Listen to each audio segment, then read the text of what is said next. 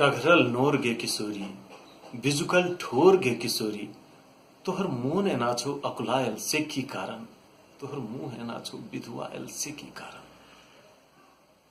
आदरणीय सरस जी अपना किशोरी जी के संदर्भ में ई पाँति सब लिखलनि अछि।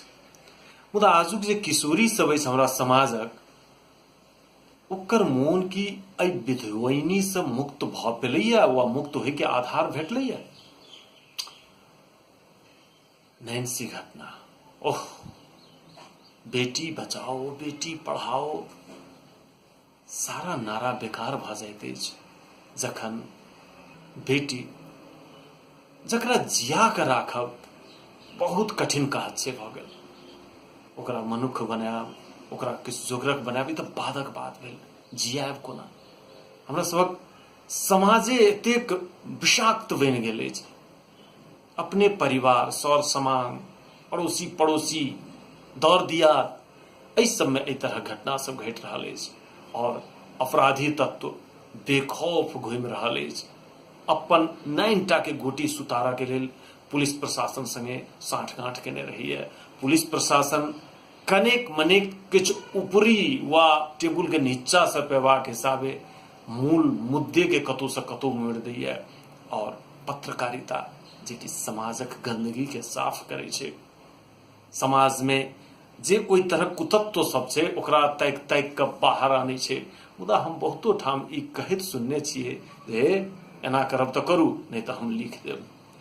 तो जतऽ एना करब तऽ करू नहीं तऽ लिख देब वाला पत्रकारिता होय, जैठाम समाज में सबसे पैघ पाई होय, चाहे कोनो ढंगे कमायल जाय, और जैठाम पदीय मर्यादा आर्थिक उपार्जने में निहित होय, ओहिठाम हम सब अनुमान लगा सकै छी जे समाज कुम्हर जा रहल छै, हम सब कुम्हर जा रहल छी। और दोसर मान लिअ युवा मानसिकता जे बिगड़ रहल छै, भंगटि रहल छै, ओकरा जै दिशा में जेबाक चाही से नहीं जा रहल छै। मिथिला के जे एकटा सांस्कृतिक वैभव छलै, वैशिष्ट्य छलै, ओ ध्वस्त भऽ रहल छै। एकरा पाछा एहि चीज के, एहिठामक वैशिष्ट्य सबके हम सब कतेक अंगीकार कऽ रहल छी। अनेक समारोह सब होइया, गामे गामे तऽ आइकाल्हि विद्यापतीय समारोह सब होइया। प्रत्येक पर्व उत्सव में, धार्मिक अनुष्ठान सब में सांस्कृतिक अनुष्ठान होइया। मुदा होइया कि बाई नचाओल जाइया, भोजपुरी गीत चलैया, ओकर भीतर में अर्थ की रहै छै ओ अहाँ के कुम्हर निर्देशित करैत रहै छै। बाल मनोविज्ञान कुम्हर कुम्हर बौआइत रहै छै, ढानाइत रहै छै। अहू सब दिस बेरे पर लगाम लगायब हमरे सबक दायित्व छी। मुदा लिअ अखन घटना नैन्सी के अछि, नैन्सी के बहाने फिर से एक बेर आत्मनिरीक्षण करबाक बात एलैया। सरसे जी के एकटा गीत के पाँति कहब जे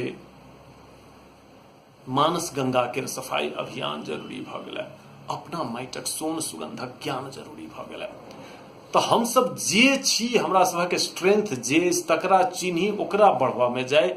अनकर जे नकल करबे तो यह है जे बगड़ा चलल खंजनक चल, अपनो चल बिसरि गेल, कूद कूद के चलैया। तो आइ काल्हि मिथिला कूद कूद के चलि रहल अछि। और सबसे प्रमुख बात छै जे अधिकार हमरा सबक हाथ में अछि, वोटिंग के अधिकार, से प्रयोग करैत काल हम सब कतेक विवेक के प्रयोग करै छी।